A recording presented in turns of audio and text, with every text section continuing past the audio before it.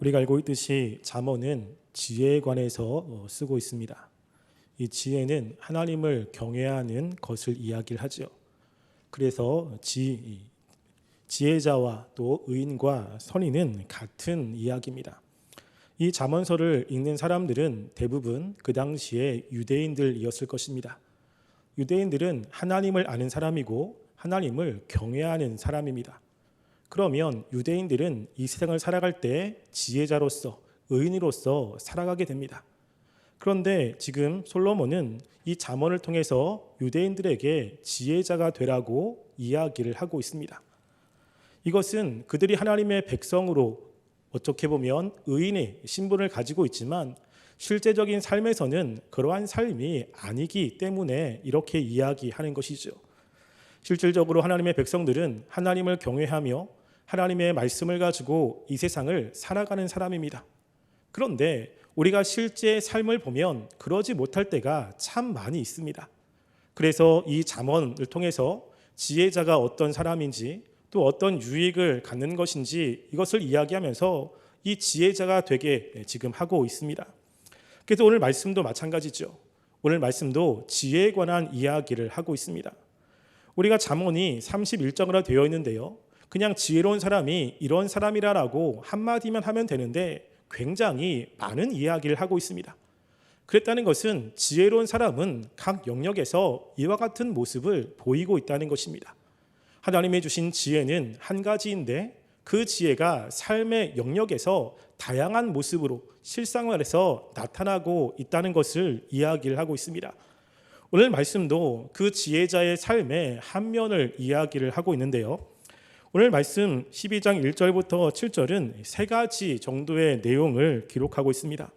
첫 번째 2절부터 3절은 의인과 악인의 전체의 삶의 모습이 어떤 모습인지, 그리고 4절부터 7절은 의인과 악인의 구체적인 삶에 어떤 일이 벌어지는지, 그리고 세 번째는 의인과 악인이 어떤 차이가 있는지 1절이 이야기를 하고 있습니다. 지금 2절부터 3절에서 의인과 악인, 지금 여기서 얘기하는 선인과 악인이 하나님께 얼마나 큰 은총을 받는지, 또 그들의 삶이 얼마나 굳건한지에 대해서 이야기를 하고 있습니다. 이걸 통해서 사람들에게 의인이 되고자 하는 이런 마음을 갖게 하는 것이죠. 지금 이 의인은 두 가지 면에서 큰 특징을 가지고 있습니다. 한 가지는 하나님과 관련해서 은총을 받고 있다고 2절이 이야기를 합니다. 2절 보시면 선인은 여호와께 은총을 받으려니와 악인을 꾀하는 자는 정죄하심을 받으리라 라고 이야기하죠. 지금 의인과 악인의 가장 큰 특징은 하나님과 관련이 있습니다. 의인의 삶은 하나님이 은총을 주시는 사람이고 악인은 하나님이 정죄하는 사람이라는 것이죠. 하나님의 은총을 받는다고 해서 삶의 어려움이 없는 것은 아닙니다. 우리가 구약에 보면 하나님에게 많은 은총을 받았던 요셉이나 다윗, 그 외에 많은 사람들의 삶에 어려움이 있었던 것을 우리는 알게 되지요. 그들의 삶에 어려움이 있었지만 그때 하나님이 그 순간순간마다 은총을 베풀어 주셔서 그들의 어려움을 극복하게 하셨음을 성경은 이야기를 합니다. 우리가 구체적으로 보면 요셉의 삶을 보면 알 수 있죠. 요셉의 삶에 어려움이 굉장히 많았습니다. 형들에게 팔리게 되고, 그리고 문화가 다른 곳에서 종생활을 하게 되고, 그리고 그곳에서 터가 조금 잘 잡혀서 이제 살만한다 싶으니까 다시 보디발의 아래에 꾀임에 빼여 감옥에 들어가는 일이 벌어졌습니다. 이런 걸 보면 요셉의 삶은 굉장히 힘든 삶이었죠. 그런데 요셉은 하나님과 함께하는 사람이었고 하나님이 요셉에게 은총을 베풀어 주었습니다. 그것은 요셉이 어렵고 힘들 때마다 그 어려움을 잘 극복했고, 그리고 힘들고 어려울 때마다 요셉을 도와주는 사람이 있었음을 통해서 알 수 있죠. 이렇게 선인들은 삶에 어렵고 힘든 일이 있지만 하나님이 그때그때마다 간섭하시고 하나님이 도와주시는 것들을 경험한다는 것입니다. 그런데 악인은 그렇지 않다는 것입니다. 악인의 특징은 정죄하심을 받는다고 하는 것인데, 이 정죄하심을 받는다면 하나님께서 그 악인에게 악인에 합당한 분명한 대가를 치르게 하신다는 것이죠. 하나님의 유대의 선언은 그대로 끝나는 것이 아니라 반드시 합당한 징계가 있습니다. 하나님이 하신 말씀은 그냥 땅에 떨어지는 것이 아니라 반드시 이루어지기 때문에 그렇지요. 따라서 악인은 하나님께서 그들에게 넌 죄가 있다, 내가 너를 심판하겠다라고 한다면 시간이 조금 걸릴지언정 반드시 그 일이 이루어진다는 것입니다. 그래서 우리가 구약에 하나님께 버림받은 사울을 보면 하나님께 사울을 버리셨지요. 그리고 나서 사울이 바로 그 왕위에서 폐위된 것은 아닙니다. 사울이 계속해서 그 왕위에 있었지만 사울의 삶은 굉장히 피폐해졌습니다. 그래서 하나님의 영이 떠나 악령이 들어가서 사울을 번뇌게 했고 어렵고 힘들 때 하나님의 도움을 받을 수 없어 굉장히 힘든 삶을 살게 되었지요. 왜 그렇습니까? 지금 이 사울이 악인에 속해 있기 때문에 그렇습니다. 그래서 악인의 삶은 하나님께 정죄하심을 받는다는 특징이 있습니다.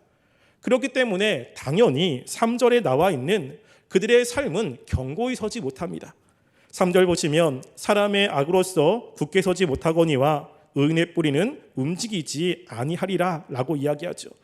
악인들은 굳게 서지 못합니다. 지금 당장은 잘 되는 것 같고 지금 당장은 승승장구하는 것 같지만 그들의 뿌리가 깊게 서 있지 못하여 결국에는 멸망을 하게 됩니다.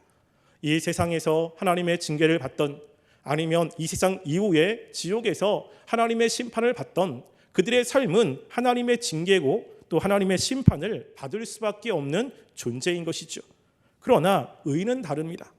의인의 뿌리는 움직이지 않고 견고하게 서 있다고 이야기를 합니다.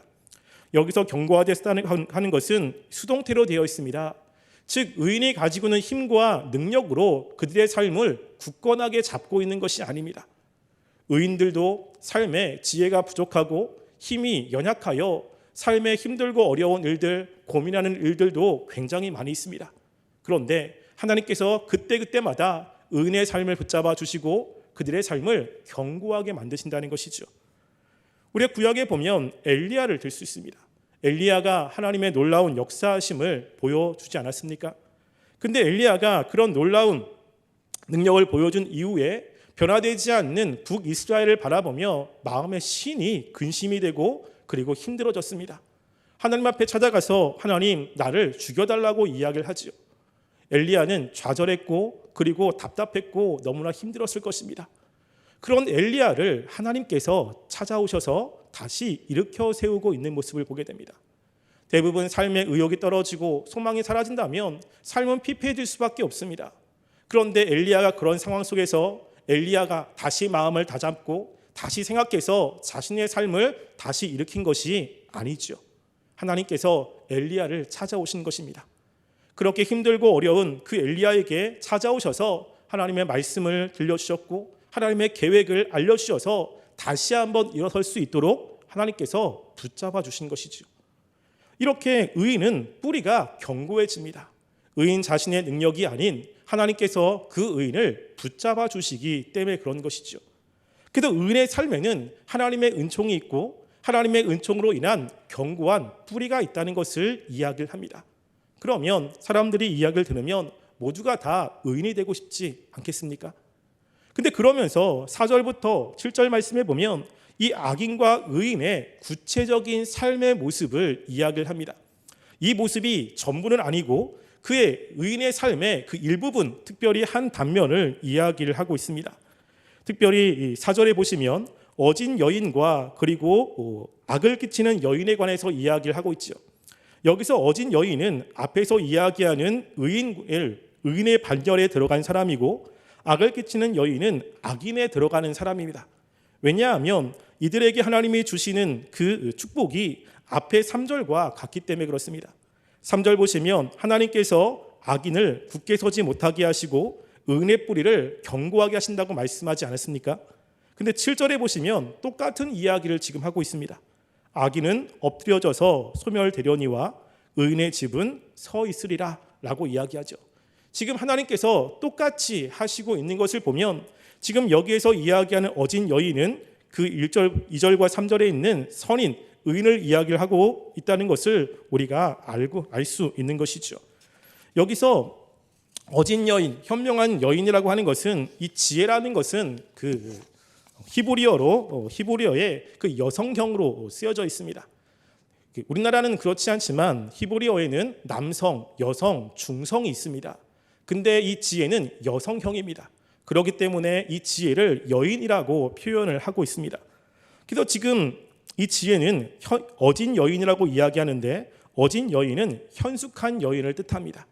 즉 하나님의 지혜를 가지고 있는 사람들은 이 세상에서 현숙한 여인과 같은 이러한 모습을 갖게 되는데 현숙한 여인의 구체적이고 그리고 디테일한 모습은 잠언 31장에 굉장히 자세하게 나와 있습니다. 잠언 31장에 보면 현숙한 여인이 이러이러한 여인이라고 많이 이야기를 하고 있죠. 그런데 그런 여인이 실제 삶 가운데 나타난 모습은 바로 룻기에 있습니다. 룻기에 보면 룻기 3장 11절에 이런 이야기가 나오거든요.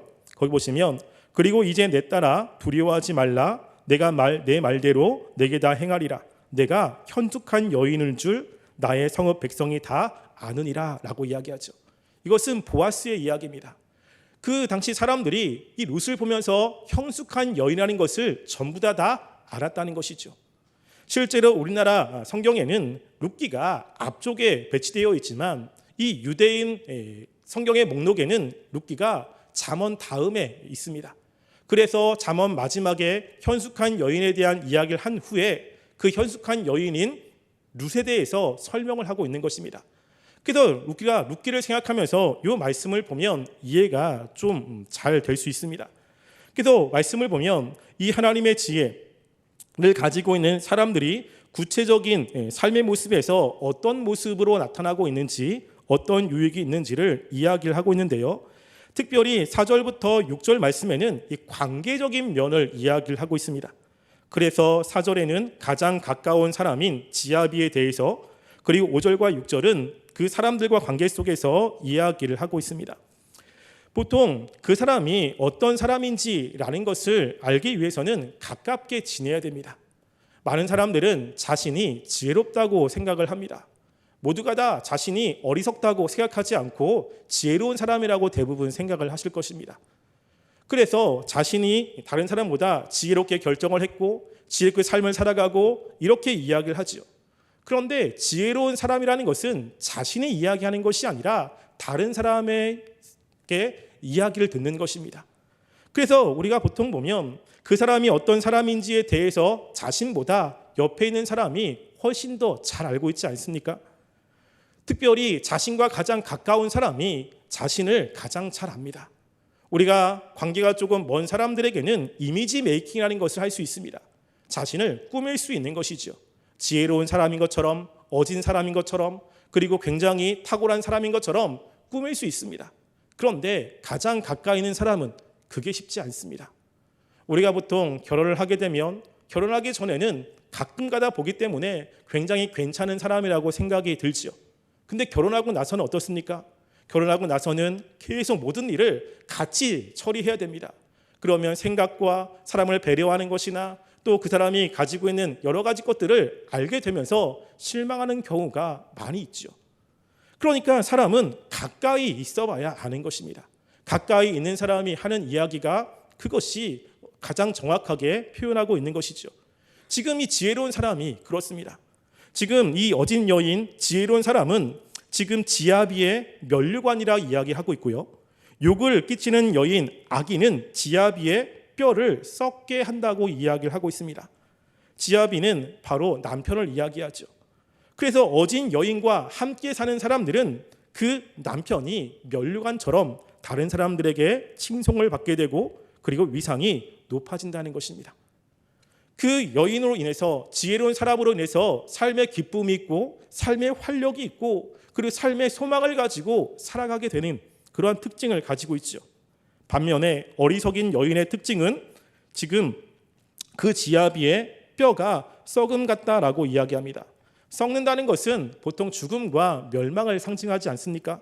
근데 무엇이 썩냐면 뼈가 썩습니다. 지금 앞에는 면류관을 이야기하고 지금 뒤에는 뼈를 이야기하죠. 면류관은 겉으로 드러나는 것입니다. 뼈는 눈에 보이지 않는 것이죠. 그래서 뼈는 보이지 않는 부분에서 그리고 치명적인 것을 이야기를 합니다. 우리가 겉은 멀쩡하게 보이지만 뼈가 부러지면 삶을 제대로 살아갈 수가 없습니다. 뼈가 부러지면 정상적인 생활을 할 수가 없는 거지요. 밖으로 드러나지 않지만 삶이 굉장히 힘들어지는 것입니다.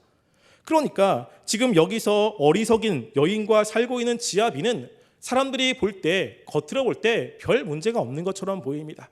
행복한 것처럼 보입니다. 근데 이 지아비의 마음은 썩어 들어갑니다. 뼈가 썩는 것은 한 번에 이루어지는 것이 아니죠. 오랜 기간 동안 이루어지는 것입니다. 계속 있으면서 마음이 힘들고 마음이 괴롭고 삶의 의욕이 없어지고 점점 더 그의 삶이 피폐해져 간다는 것을 이야기를 하고 있는 것입니다. 그래서 지혜로운 사람과 그렇지 못한 사람은 가장 가까이에 있는 사람을 통해서 알 수 있습니다. 그래서 지혜로운 사람 옆에 있는 가까이 있는 사람들은 그 지혜로운 사람을 통해서 면류관처럼 삶의 기쁨이 있고 삶의 즐거움이 있습니다. 그런데 어리석은 사람 옆에 있는 사람들은 삶이 힘듭니다. 삶이 고통스럽습니다. 뿐만 아니라 가장 가까워에 있는 사람만이 아니라 또 그 사람과 관계를 맺고 있는 사람들에 대해서도 5절과 6절이 이야기를 합니다. 5절과 6절은 특별히 생각과 말에 관한 이야기를 하고 있는데요. 생각은 내면적인 것이고 말은 밖으로 드러나는 것입니다. 우리가 그 사람에 대해서 알 수 있는 것은 말을 통해서 알 수 있죠. 그래서 이 말과 생각을 통해서 이 의인과 악인을 대조하고 있습니다. 그래서 우리가 5절 보시면요. 의인의 생각은 정직하여도 악인의 도모는 속임이라고 이야기를 합니다. 악인은 다른 사람에게 피해를 끼치는 사람입니다. 악인의 마음은 악인의 도모는 속임입니다. 여기서 도모라고 하는 말은 꼼꼼하게 세운 계획이라는 것이죠. 무엇인가 내면적으로 꼼꼼하게 계획을 세웁니다. 무엇인가 계획을 세워서 하는 것은 굉장히 중요하죠. 해야 됩니다. 그런데 그런 계획이 다른 사람을 해하는 것으로 되어 있습니다. 자기의 유익을 위해서 다른 사람을 해하고 자신의 이익을 위해서 다른 사람들을 이용하고 그러는데 그 말이 어떻습니까? 속임이라는 거예요.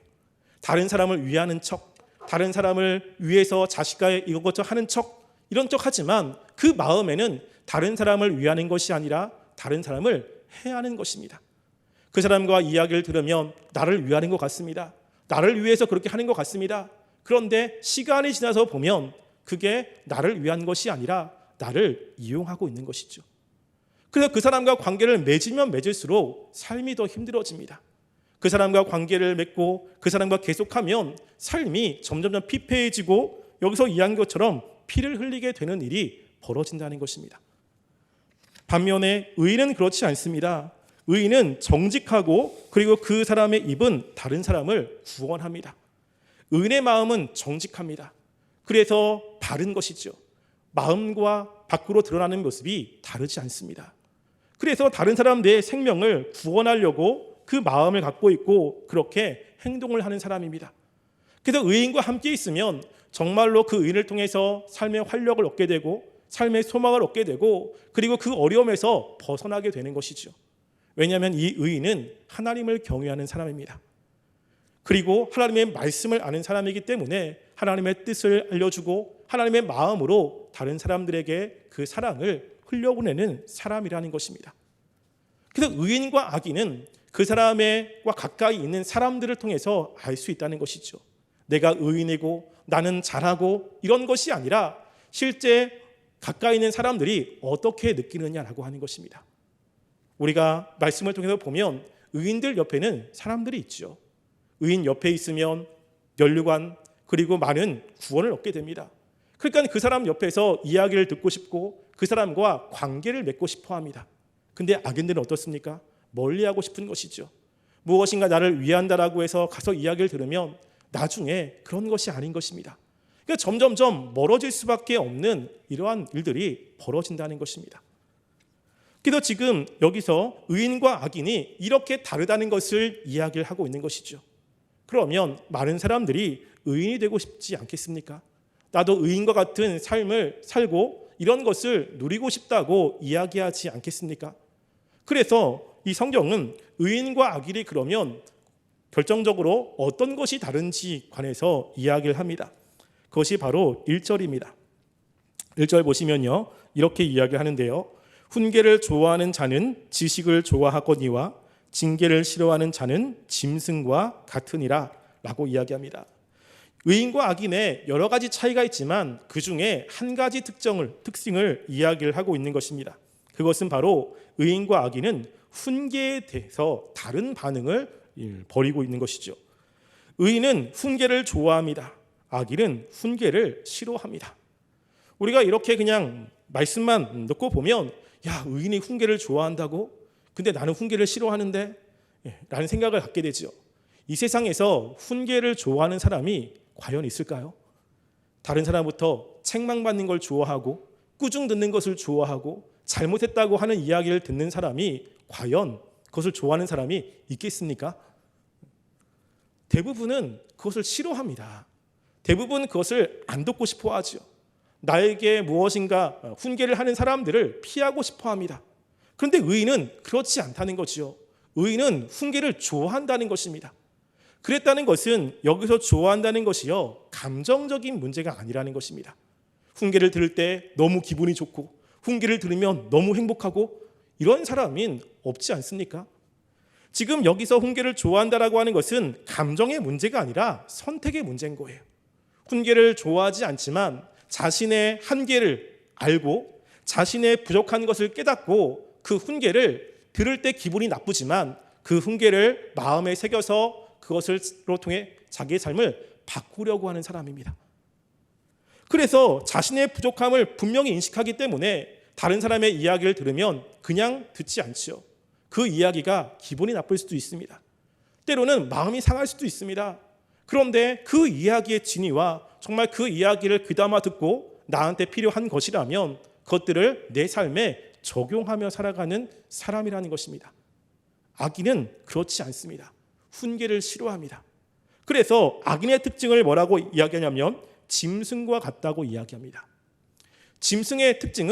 짐승은요 본능대로 살아갑니다.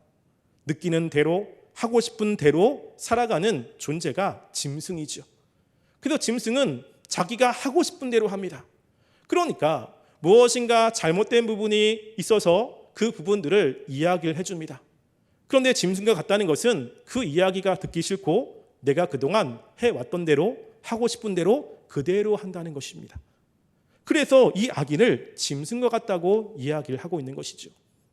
하나님께서 하나님의 백성들을 하나님께서 원하는 대로 이끌어 가시고 하나님의 백성들을 하나님이 원하는 모습으로 성숙시켜 가기를 원합니다. 그럴 때 하나님께서 우리의 삶 가운데 역사하셔서 우리를 성화시켜 가지 않습니까? 그때 하나님께서 우리를 성화시키는 방법 중에 하나가 디모데후서에 보면 이렇게 이야기합니다. 모든 성경은 하나님의 감동으로 된 것으로 교훈과 책망과 바르게 함과 의로 교육하기에 유익하니 이는 하나님의 사람으로 온전하게 하며 모든 선한 일을 행할 능력을 갖추게 하려 함이니라 라고 이야기합니다. 하나님이 우리를 구원하시고 또 우리의 삶 가운데 개입하실 때 하나님은 우리가 하나님의 사람으로서 온전한 모습으로 살아가기를 원하십니다. 지금 여기서 이야기한 지혜로운 삶이 되기를 원하십니다. 그래서 하나님께서 지혜로운 사람이 되게 하기 위해서 하나님이 하시는 것은요, 하나님의 말씀을 주셔서 그 말씀을 통해 교훈하며 책망한다는 것입니다. 잘못된 것을 드러내시고 잘못된 것을 책망하시고 그것들을 교훈하셔서 하나님이 원하는 모습대로 바꾸신다는 것이죠. 이것이 하나님이 하시는 방법이라는 것입니다. 그런데 의인들은 하나님을 사랑하고 하나님이 원하는 것을 알기 때문에 그 훈계와 책망이 달갑지 않고 때로는 마음이 상하는 것이라도 그것들을 달게 받으려고 노력을 하는 거죠. 감정의 문제가 아니라 자신이 그렇게 살아야 되기 때문에 그것을 듣는 것입니다. 근데 악인은 하나님을 경외하지 않습니다. 그렇기 때문에 자기가 살아가는 본능 그대로 그냥 자기가 하고 싶은 대로 살아간다라고 이야기를 하고 있는 것이죠. 그래서 의인과 악인은 여러 가지의 차이점이 있지만 오늘 본문에서는 훈계를 어떻게 듣느냐, 훈계를 들을 때 어떻게 반응하느냐와 관련해서 이야기를 하고 있습니다. 이 세상에 있는 하나님의 백성들은 누구도 온전하지 않습니다. 우리는 늘 죄인이고 실수를 하게 되고 잘못된 방향으로 갈 수 있습니다. 그럴 때 하나님께서 말씀을 통해서 훈계하시죠. 훈계를 들으면 나의 단점이 드러나게 되고 나의 부끄러운 모습이 드러나게 됩니다. 하나님은 그렇게 드러날 때 그것을 바꾸라고, 그것을 고치라고 말씀을 하고 있는 것이죠. 하나님을 경외하고 하나님을 사랑하는 사람들은 그것이 부끄럽지만, 그것이 힘들지만 그럼에도 불구하고 바꾸려고 노력하며 애를 쓰는 것입니다. 그런데 악인들은 그것을 듣고 싶어 하지 않습니다. 자신의 치부를, 그리고 자신의 단점을 이야기하는 것을 좋아하지 않고 잘했다 하는 이야기만 듣고 싶습니다. 하나님의 축복에 관한 이야기만 듣고 싶습니다. 그래서 이 훈계 이야기를 하면 싫어합니다. 그리고 그것을 이야기하면 귀를 닫아버립니다. 우리는 지금 여기서 이야기하는 악인과 그리고 의인 가운데 어디에 속하고 있습니까? 모두가 다 여기서 이야기하는 의인의 복은 다 받고 싶습니다. 의인과 같은 그러한 누림은 다 누리고 싶습니다. 근데 의인과 악인은 훈계를 어떻게 받아들이느냐, 여기서 차이가 난다는 것이죠. 따라서 우리가 하나님의 말씀을 통해 내 치부가 드러날 때 과연 나는 어떻게 반응하고 있는지, 그것을 기분 좋아하는 사람은 아무도 없습니다. 근데 그것이 주님이 원하시는 거기 때문에 참아내고 인내하는 모습이 나한테 있습니까? 아니면 자꾸만 내 단점을 드러내면 짜증나고, 그리고 그것이 괴로우니까 안 들으려고 하고 그것을 피하는 이러한 모습이 나한테 있습니까? 우리가 오늘 말씀을 통해서 하나님, 내가 지혜로운 사람이 되길 원합니다. 훈계는 달갑지 않지만 하나님, 내가 주님의 원하는 모습으로 변화되어야 되기 때문에 내가 때로는 짜증나고 때로는 힘들어도 그의 훈계를 달게 들을 수 있는 마음을 주시옵소서. 그리고 나의 단점을 보고, 그리고 하나님이 원하시는 모습으로 나의 삶이 변화되길 원합니다. 나의 삶 가운데 역사해 주시옵소서. 우리가 그렇게 기도하는 시간 되기를 간절히 소원합니다.